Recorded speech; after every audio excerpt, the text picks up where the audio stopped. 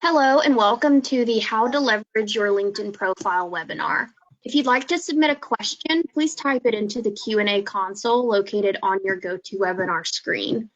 We will try to answer as many of your questions as we can during the Q&A portion. If you have any technical difficulties, please email the events team at investnet.com for assistance. That's events team at investnet.com for assistance.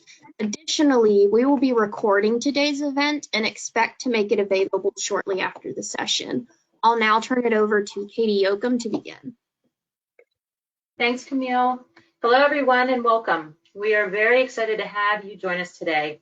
InvestNet Institute on Campus is proud to host today's webinar event on how to leverage your LinkedIn profile.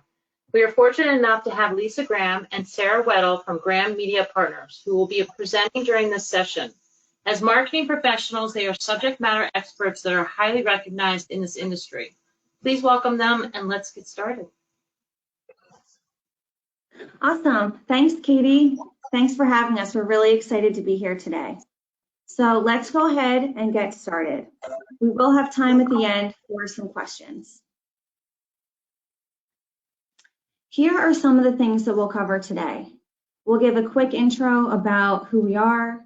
We'll go over why you should care about LinkedIn, some profile do's and don'ts.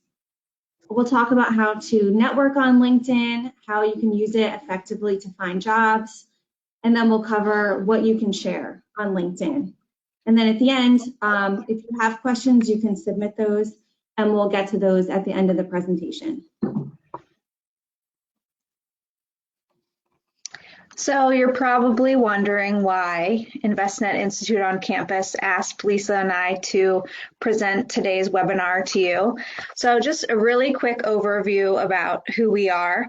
Lisa and I have worked together for more than 10 years. The past 6 or so, we've worked at Graham Media Partners, a boutique marketing firm that Lisa co-founded with her husband, Steve. At Graham Media Partners, we help companies strategize, build, and execute marketing initiatives that deliver real value. And in doing so, we use LinkedIn every single day, both professionally and personally. We work with a range of clients, some of whom you can see listed on this slide, and most of whom are in financial services. And almost all of our clients also leverage LinkedIn for marketing and for recruiting. So we definitely have seen firsthand the value of this platform.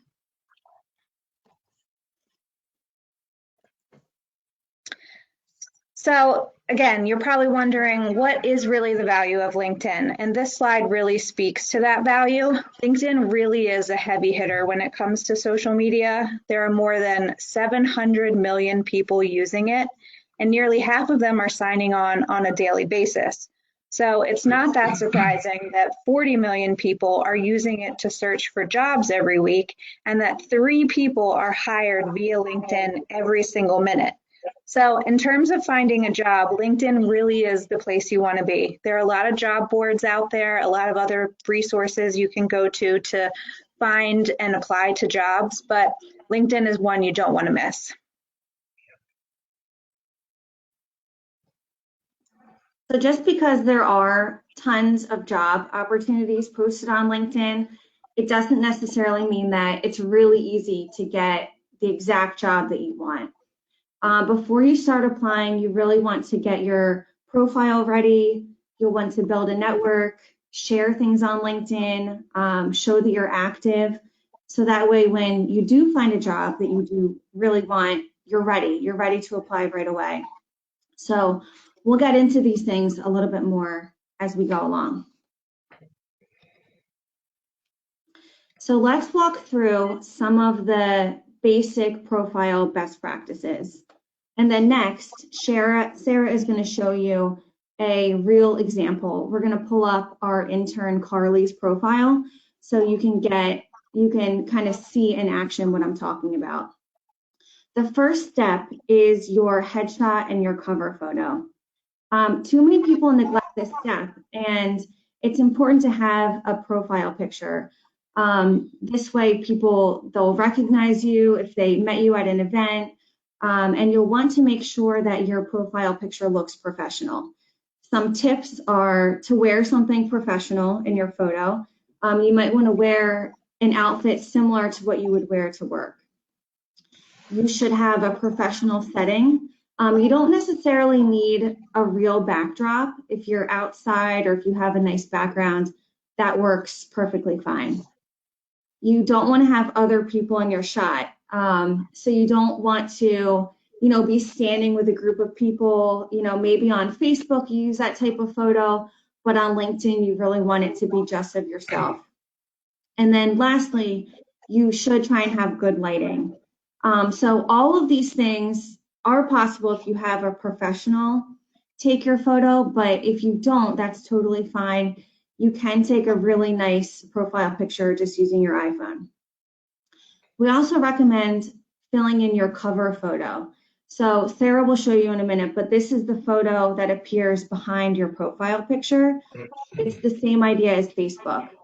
Some ideas could be a stock photo. You could find free stock photos on iStockPhoto, or Unsplash is another good site. You could make one in Canva, but this is really, it's an extra spot to show some personality. And the next thing is customizing your profile URL. So this is the part at the end of your URL. So for instance, Sarah's is linkedin.com/Sarah Weddle. Mine is linkedin.com/Lisa Graham Media Partners. And if you don't customize it, it will just be a string of random letters and numbers. And not only will it be harder for search engines to find you, people to remember it, it won't look as nice if you have to put it on your resume or if you list it in your email signature or other places.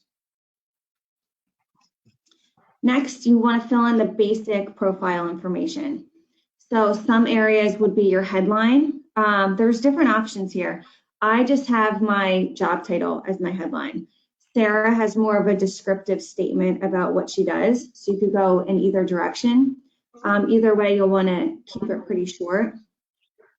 The about section, another area where, sometimes shorter can be better. You don't want to use too many buzzwords here. You'll want to include some details like a quick summary of your education, relevant work experience. You can include the value that you'll bring to a company, and then you could wrap it up with how people could contact you. Next is the work experience section. This can be similar to what you put on a resume. It could be a little bit shorter, but you do want to list out your previous positions. Within the education section, you can put the university you go to, your major. If you have any awards there, you should list EIOC and the date of that you completed the course. And then the rest of your profile really can be bonus information. One area that stands out is the recommendations. If you have a past colleague, past mentor at a job, professor, you can ask them to write a brief recommendation for you. It's not a requirement, but it could help give a little extra credibility to your profile. Okay, so we're going to take a quick look at an example profile from a real person. So like Lisa said, Carly is our current intern. So just in the interest of showing someone who's currently in college and what their profile looks like, hers is a really great example. So just to point out some of the key elements here. So Carly has a professional headshot as her profile photo. She got that through our company.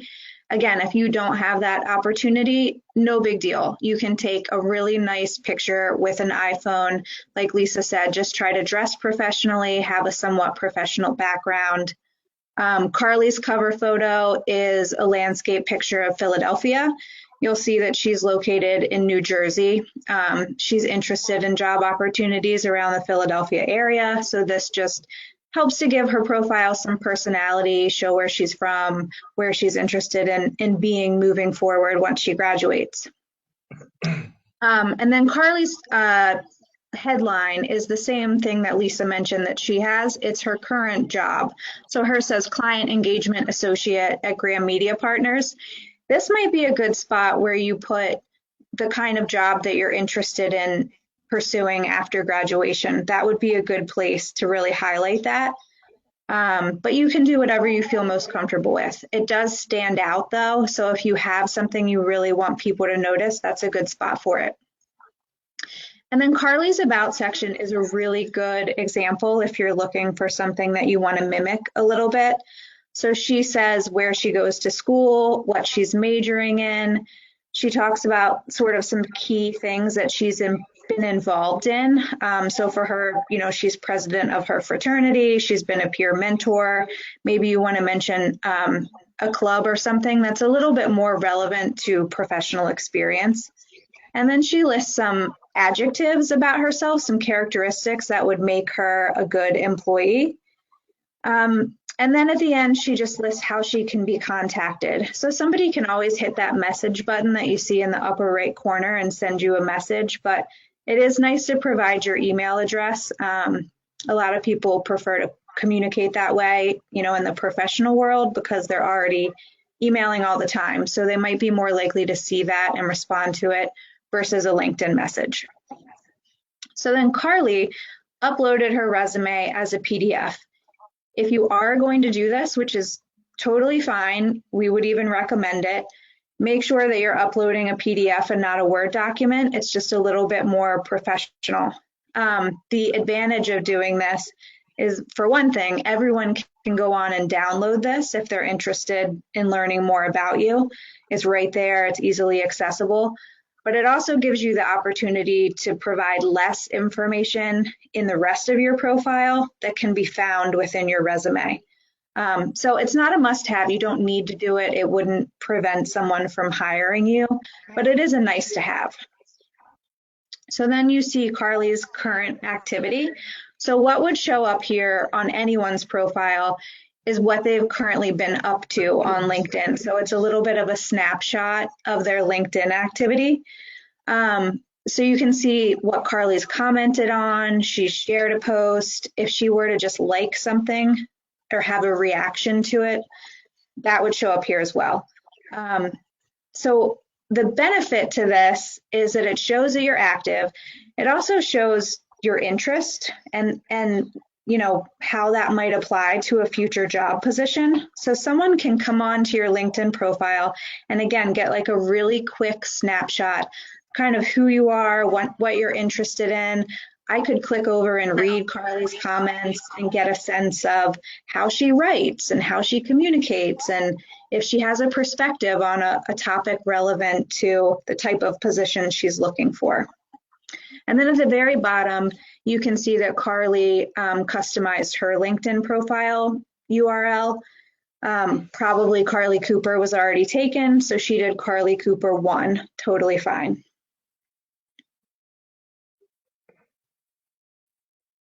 Okay, so looking at the next bit of her profile, what we come to is her experience. So Carly actually has a lot of experience.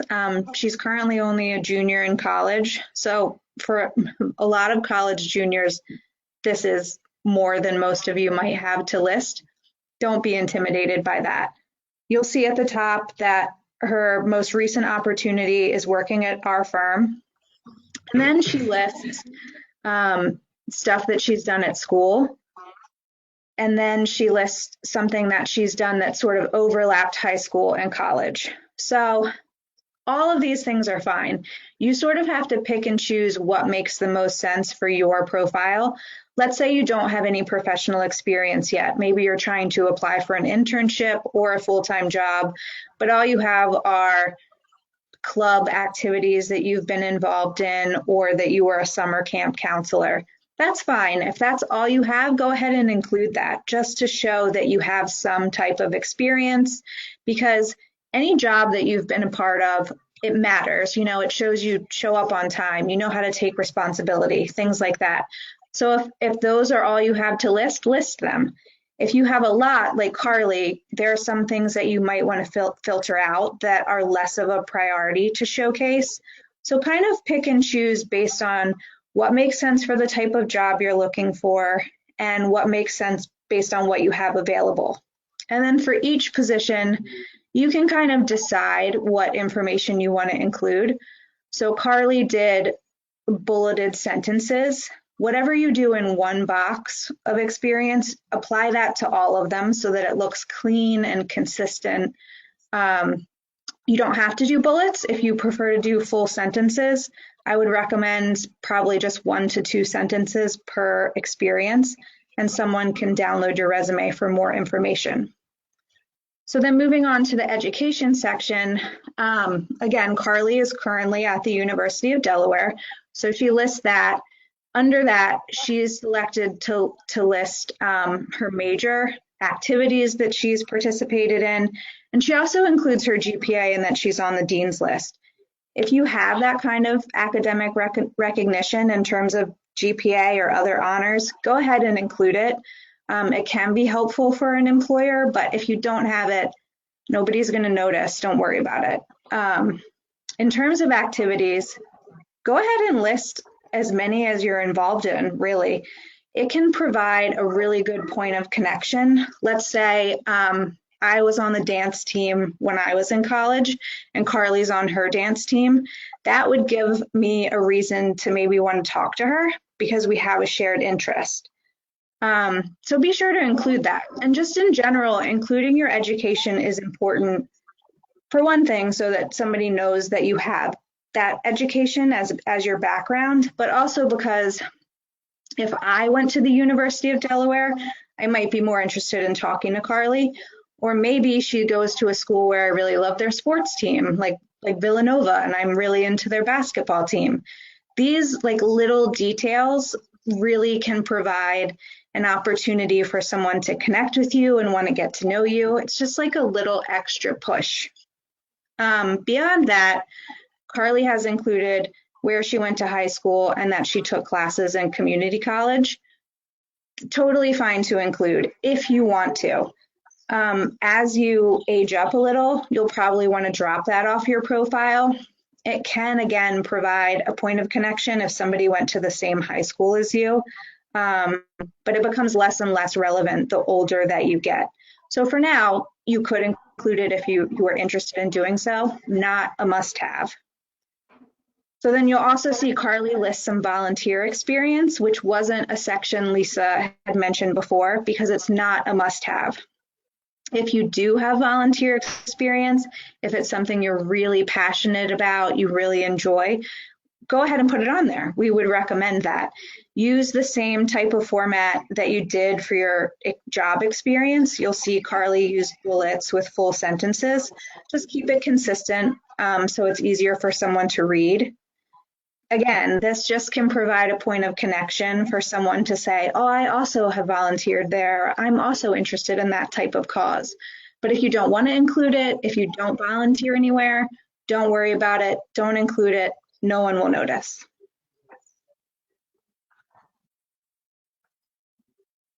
Okay, so these are a few more things that you could include and would be nice if you did, but you certainly don't have to. So skills and endorsements are basically where you can list the skills that you believe you possess. So Carly thinks she possesses leadership, she's good at public speaking, she's good at graphic design. So she opted to list those skills. And then people can go on, visit her profile and say, you know, Carly is really good at public speaking, and they just have to click a button that says endorse. So when this feature first rolled out to LinkedIn, it was really popular. People love to add skills. People love to endorse other people. It is not nearly as popular as it used to be. So if you don't do this, it's not going to make or break anything, but it is a good spot to highlight what you think you're good at, because someone could just scroll down and say, oh, she's good at public speaking. That's relevant to this job opportunity. Good to know. I could ask her more about that. But if you don't feel like doing this, don't worry about it. Then there's the accomplishments section. So Carly chose to list some organizations she's interested in, and then some honors and awards. Same thing I've said several times now. If you have these things, put them on there. It provides a point of connection. If you don't put them on there. don't worry about it. But this might be a place in terms of organizations where you list Envestnet Institute on campus. We'd recommend you might even put it in two places. Put it under education and then put it again under accomplishments. Just to make sure someone doesn't miss it, because it is really going to be a key component and a key factor in helping you get a job. So you really want to make sure someone notices it. So if nothing else, put that in that section. And then finally, there's this thing called interests. So this sort of aggregates things that you've liked or chosen to follow across LinkedIn. So I know that Carly really likes concerts and music. So it makes sense to me that she follows Columbia Records and Warner Music Group.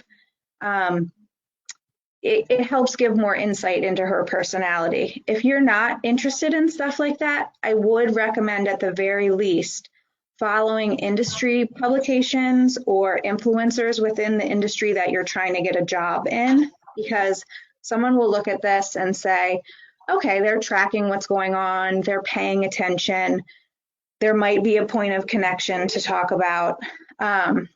But be aware that whatever you do like or follow, someone will be able to see it. And then again, if nothing else, follow Envestnet Institute on campus, because you want that to show up.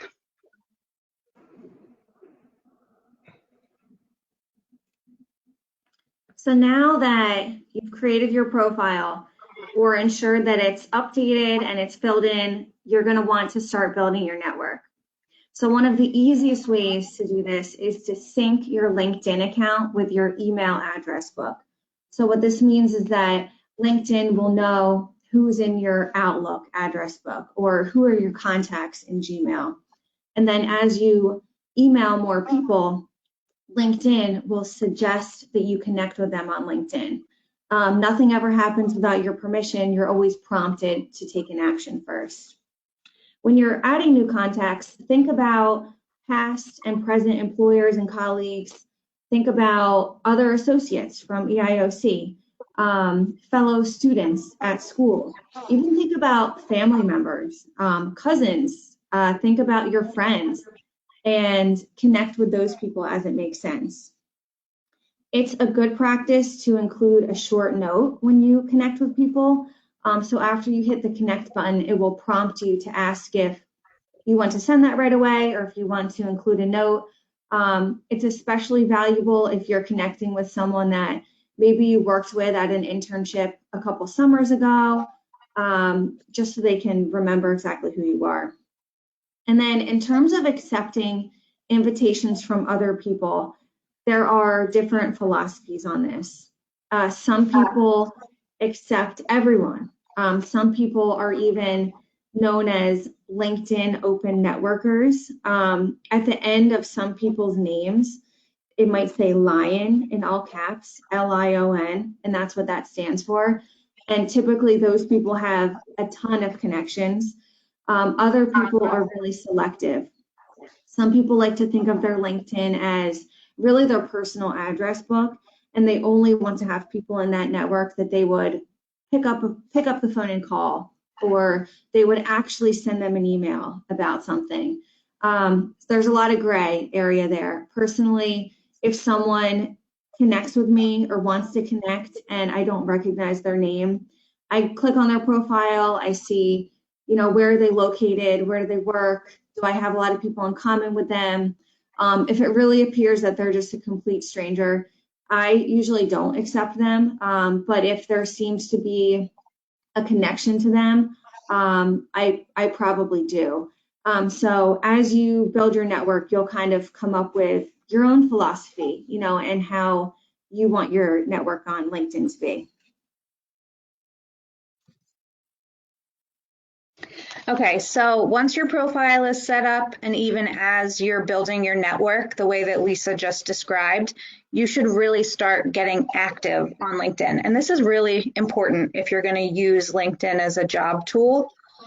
So what we would recommend is getting on LinkedIn every day or every couple of days for just about 10 or 15 minutes. If you're not going to remember to do this, set a calendar reminder, put an alarm on your phone so that you remember. And when you log in, start by scrolling through the news feed, see what other people have been posting, and then maybe visit the profiles of a few select people who you're really interested in. Maybe they work at companies you're interested in, or maybe they're influencers that you've selected to follow. But see what people are posting about and then engage with them. That could mean just simply liking their post. You could add a comment if you want to try to get involved and give your feedback to what they're talking about. If you really want to amplify their content to your network and get their attention, hit share. So you'll share their whole post and then you can add your own caption on top of that. You don't have to add the caption, but we would recommend it to give context to why you think that the post is worth sharing and what you have to say about it. The original poster will know that you did that.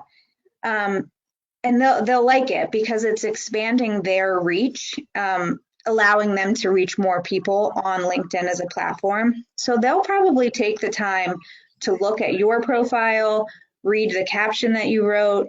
They might even write back to you. So if there's someone that you really want to get to know on LinkedIn, you don't need to stalk them, but pay attention to what they're posting. And when the opportunity is right, hit share, hit comment, and help them get to know you. Just by putting your name out there when you do apply to a job, they're more likely to make that connection.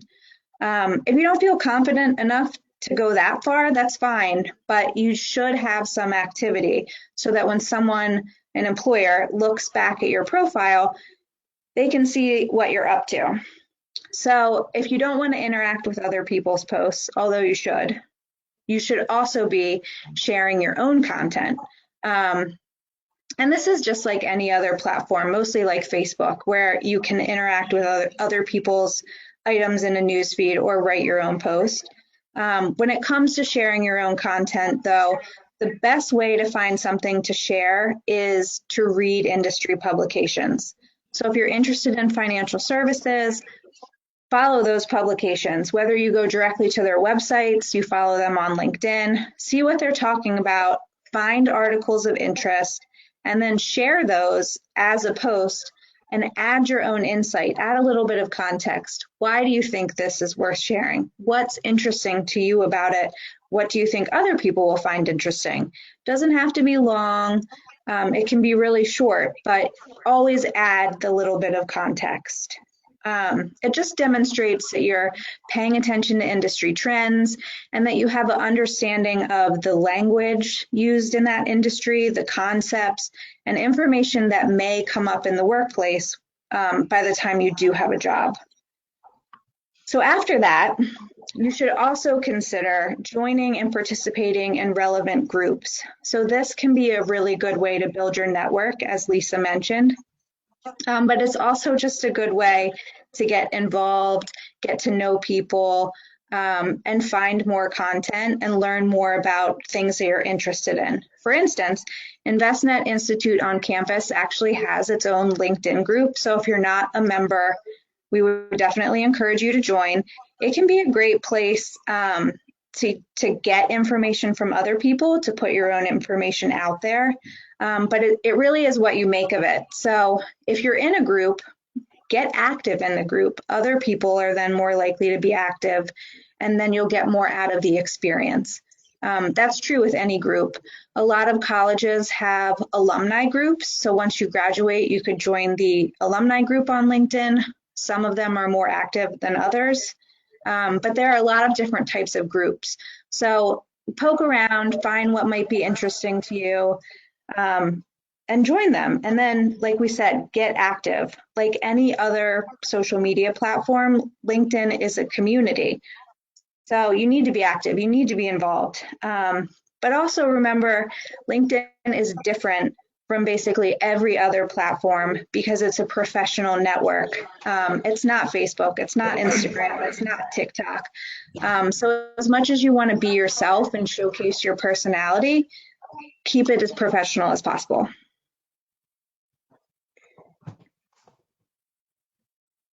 So a little bit more about what to share on LinkedIn. Like Sarah said, you can share your own content, you can repost things from other people or companies. Just beware of posts that don't feel like Facebook or Instagram. A main reason for this is that, you know, your colleagues, a future hiring manager, all of that is public. It will also show up in other people's news feeds, similar to how it works on Facebook. And it even happens if you like another post, other people could be alerted of that. A good source of inspiration could be influencers. So the industry, you could follow Larry Fink from BlackRock. You could follow Bill Crager from Envestnet. You could follow Bill Gates. And you don't have to actually connect with people to see their content in your feed. There is a drop down next to the connect button where you can just follow them. But that way their updates will show up in your feed and it kind of can help give you some ideas for your own content.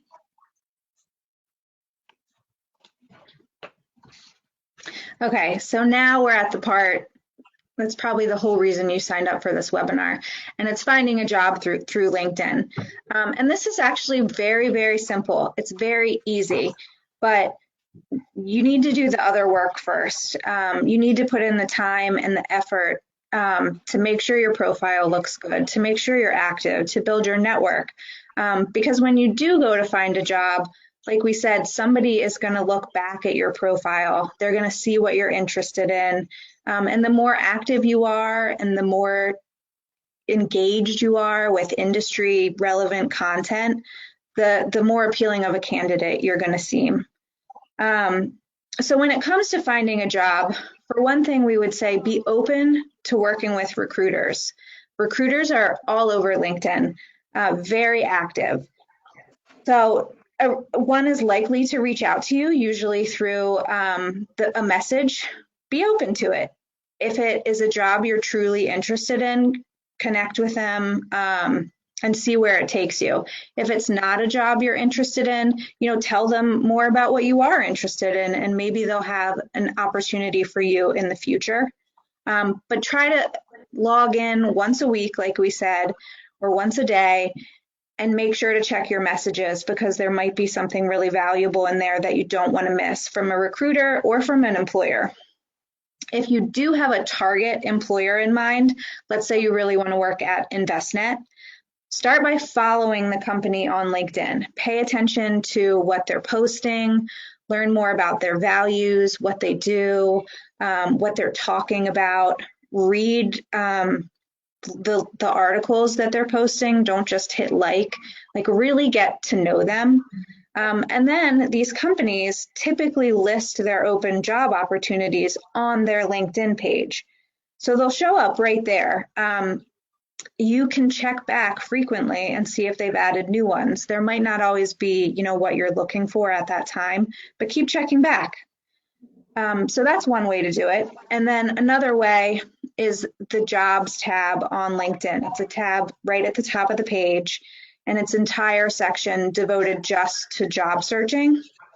It really functions like almost any other job board, like Indeed or Monster.com or something like that. You can filter by key criteria to view and evaluate what's available. You could put in the industry you're interested in, your experience level, the location, criteria like that. And then you can save jobs if you want to look at them later. You can use that criteria to set up alerts, so you'll be notified when jobs that meet that criteria get posted. And then submitting an application is really easy on LinkedIn. It is 2 steps. You type in a little bit of personal information, your email address, phone number, you upload your resume, and then you hit submit. That's it. It's very easy. So the caveat to that is because it's so easy, employers tend to be inundated with applications to open job opportunities. So from the employer side of things, don't go crazy. Don't apply to everything. Make sure that you are really qualified for it and that you really want it, so that when an employer does look at your application, they'll take you more seriously. If there are so many applications coming in and you're not qualified for it, they might remember that when you apply to a future opportunity. So just make sure it's a good fit. Even if it's a stretch and you want to try to apply, that's okay. But if it is really a big stretch and you're really not qualified for it, don't waste anyone's time. So that kind of sums it up from our end. I don't know, Katie, if you want to go through some questions. Yeah, let's see. Anybody that has any specific questions for Lisa and Sarah, you can actually enter it into your question box and we can address those questions. But to start off, to give them a little bit of time, if anybody has some questions, I have one question. You guys did a wonderful job. I mean, there's so much good information, even for, pointers for me that is a lot older than the students that are probably on the call. But my first question, how can I make my about section stand out? Like how, do you guys have any suggestions for that? Yeah, I would say, well, first, to get people really interested in reading your about section, keep it on the shorter side. I think to help it stand out, be specific, explain exactly what type of job that you're looking for, and give some insight into why you would be a good hire. It's okay, like Carly did, include a little bit about yourself. She included a few character traits about herself, but that could kind of help her stand out against someone else. Yeah, the shorter the better. People these days don't have the time to read stuff. They want to skim stuff. So just a few sentences, leave it at that. And that will help you stand out immediately because someone will read the whole thing. Right. That's a good answer. So we do have a question. Somebody put in a question. When looking for a job, do you recommend reaching out to hiring managers on LinkedIn about a job you found at their company, or do they view that type of interaction negatively? It probably depends on the hiring manager, to be honest, and even how popular that opening might be. But if you can do it in a way that seems really courteous and you feel like you're a really good fit for the job, go ahead and do it. But keep it really short, keep it really professional, keep it really courteous. Don't be long-winded, don't waste their time. But indicate that you're interested. Sure. I want to say it can't hurt. In some cases it can, but there's always a little bit of risk. You don't necessarily know. But if you keep it short and courteous and polite, it's probably worth the time. Yeah, one thing I would add to that too is, I know I personally, I've had probably 4 jobs that I got through LinkedIn. A lot of them, they may not have been through using the jobs function, but I saw a connection of mine post about an opening and then I messaged that person. So another thing to do is, if you have a connection that works at that company, even if they're not the hiring manager, reach out to them. If you're comfortable and you know them well enough, and just mention, this job is open, I applied to it. If you know the hiring manager and could kind of, say something on my behalf or introduce me directly to that person, that's how 4 out of the 4 jobs I got on LinkedIn, I got doing that. So that's another way to use it. That's a good point. We have another question. What do you think of messaging people working in the desired field to ask about their experience and how they got there? Is that appropriate? Is that too personal? Do it. I would say do it. Not everyone will agree to meet with you or get back to you or answer your questions, but try. It can help you build a network, and like Lisa said, it might come in handy when you're interested in an opportunity at the company that that person works at. But in general, you know, people like to provide mentorship. They like to help people build up their careers. So even if it's only they can connect with you for a 10-minute phone call, you know, as long as you're not asking too much of them or more than they're willing to give you, you'll find that a lot of people are interested in that and helping you in that way.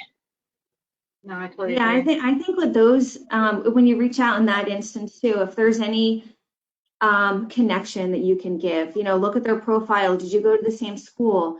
Do you know the same people? Like put something in common, because I think if it comes off as too cold, you know, like a totally random person asking for advice, that could backfire. But if you can make it seem like you have a connection with that person, even if you don't really know them yet, you'd be more likely to get a response. No, I agree. And I think it's a platform too for professionals to kind of share their experience, because many, if they are willing to do, they will, and they'll be very receptive to that. So here's another question. How can one avoid repetitive character traits that everyone seems to list to describe themselves? Like how do you kind of keep it, you know, from looking like everybody else's profile?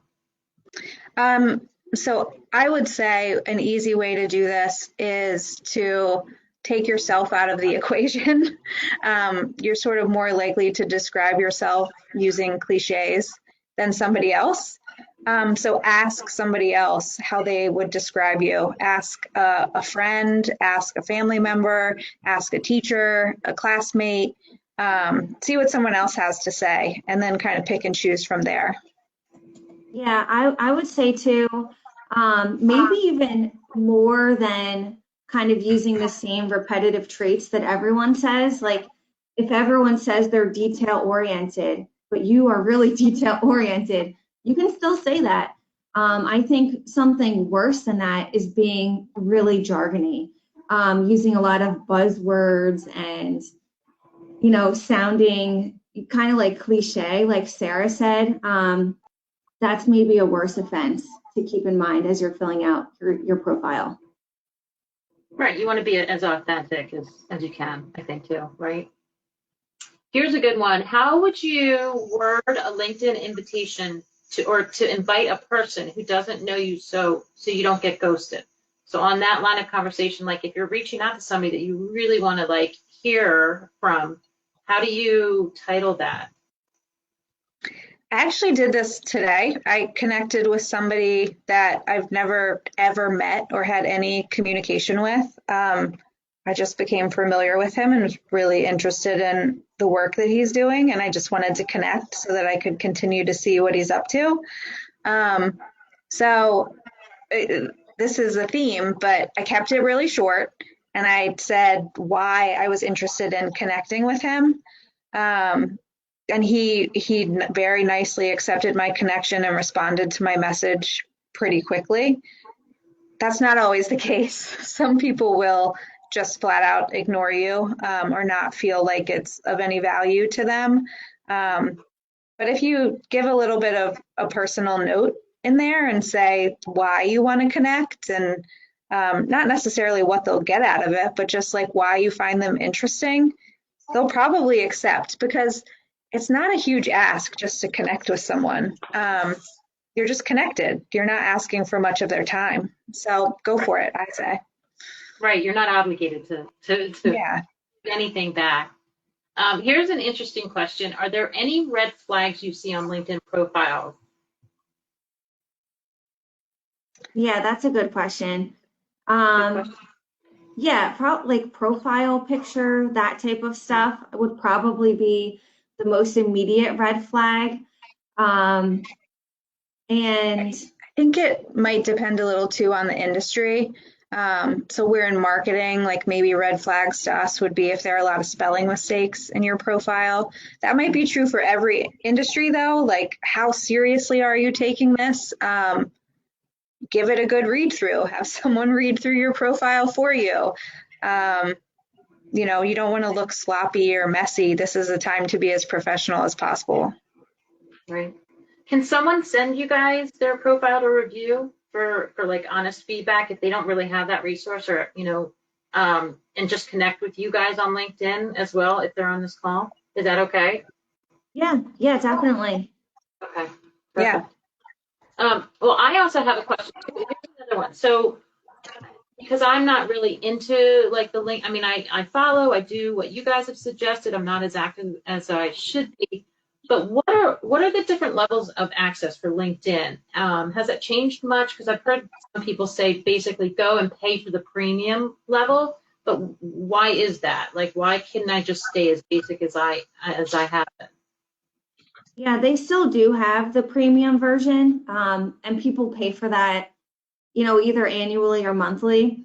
For most people, it's probably unnecessary. The people that would find it most relevant would be if you're in sales and you really want a lot of data on who's looking at your profile. If you want to be able to view profiles of people that are further than a third-degree connection, sometimes you can't unless you are a premium member. I think just from my own personal experience, most of the people that get the most benefit out of a paid subscription would be sales.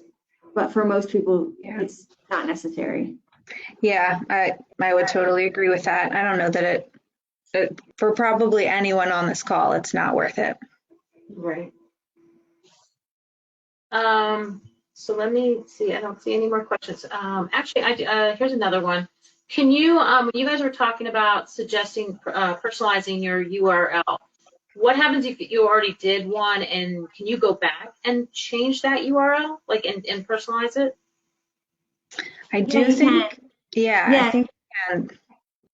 Yeah, you can go back and change it at any time that you want to. Yeah, like let's say you get married and your name changes and you don't want your thing to be Sarah Weddle anymore. You want it to be your married name. Yeah, you can go back and change it. There might be a limit on how many times they let you change it or how soon they let you change it, but you can definitely change it. Gotcha. Here's another one. How important are recommendations on LinkedIn, do you think? How important are they? Yeah, how important are they? I think that if you have recommendations, it's nice to have recommendations, but I think don't worry if you don't have recommendations. A good way to do it is, from an internship or working with someone that's more of a friend at work, but who does know, your capabilities at work. They might be someone approachable that you can ask for a recommendation. You can also do it through LinkedIn, so you don't really even have to ask the person face to face, or outside of the platform. But yeah, I think if you can get a couple, that would help your profile, but I wouldn't worry about it. If you don't have them or you don't have a lot of them, I think that's fine. And if you're really interested in having them on your profile, don't just wait for someone to fill it out for you. Ask them. Right. Okay, so one last question before we kind of tie this up. Do you guys even know, like, what do employers look for first when doing their own searches? Or, or do you know how they do their searches? Like, how does one get found for a job? Like, where do they even begin since there's so many members on LinkedIn? So it's unlikely that an employer is just going to have a job opening and say, I'm going to go look at everyone on LinkedIn and try to find someone who's the right fit for this job. They're more likely to pay attention to actual applicants and then people who have reached out to them directly, possibly in the past, to say that they would have interest if an opening ever became available. So you don't really need to worry about being like a fish in a big sea because somebody's not using LinkedIn in that way. But that's why you need to like actively be pursuing jobs on your own, because that is the pool that you want to be in. We're more likely to look at who applied to our job openings and visit each of their profiles and look for who stands out among those candidates versus the whole LinkedIn universe. Gotcha. That's a good answer. Thank you, you guys. That was so helpful. I really appreciate your time. And at this point, we're going to kind of end the webinar event, and I'd like to introduce Jim Seifert, who is on the call with us. He is the chairman and the mind and passion behind InvestNet Institute on campus. And right now, his role is chairman of the advisory board. And he, through his years of experience, has been a great consultant, a great mentor, a great coach. He's helped many, many students find jobs and has become actually like their friend. So he has a few minutes to share with us his thoughts about LinkedIn and how to manage and leverage your profile. I'll just keep this very, very short and we'll close out here. This was excellent. For those of you on the line here, go back and listen to, we taped this, as many of you hopefully know, and go back and listen to this again a couple of times and pass it on to your friends. This is a very helpful session here. I think I would just leave you with a couple of thoughts. One would be, this is about your brand. All of this, LinkedIn is part of your brand. So it's kind of a living, breathing thing over time, if you will. And I would suggest that with your brand, you showcase your brand, as Lisa, I think you said, have your own personal board of directors, if you will, especially those who are juniors and seniors, and get some people to look at your resume, your LinkedIn, your social media. And Sarah, whoever brought up the typo thing, it's a big deal across all industries.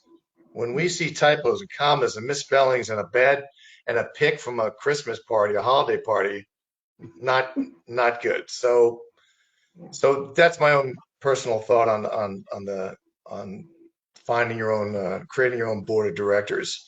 And I think your social kind of obviously goes beyond LinkedIn, but also pay attention to the little things. Sorry to bring this up as, the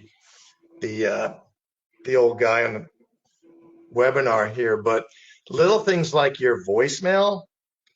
If you have one of those, hey, this is so-and-so, you know what to do, beep, it's not cool. So think about that. On a positive note, I've had quite a few students create their own business cards. Personally think that's kind of cool.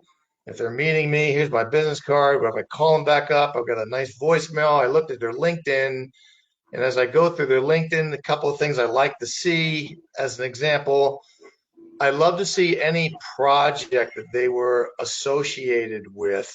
Doesn't have to explain the whole project. It could be just a picture of the team and a brief one sentence on said project. So for instance, Katie and I did a internship, small group of college students, worked on financial literacy for high school students. And we took a picture of them and each posted it on their LinkedIn. And I just thought that was kind of cool. Another thing, anything you do on the give back front, pick your favorite one, my strong opinion, showcase it. I'm working with veterans through Warrior Surf Foundation, and I'll spare the details on it, but I'm meeting a lot of great people just based off of this one thing I'm passionate about, and it's spreading my network across all different industries, just having a lot of fun with it. And then lastly, and we'll end here, EIOC, InvestNet Institute on Campus, we have our own badge. Make sure when you pass this course, put that on your LinkedIn. Most of the people you're talking to in this business, wealth and asset management, they know InvestNet. Many of them know what the course is all about, and that you now know the language of the business. So you're workforce ready. Onboarding is a lot easier. You know the lingo, the acronyms. Make sure you highlight that on your LinkedIn. Yep, I agree. That's it. Thank you, everyone, very much for everyone's time and everybody that dialed in. Thank you. Bye, thanks.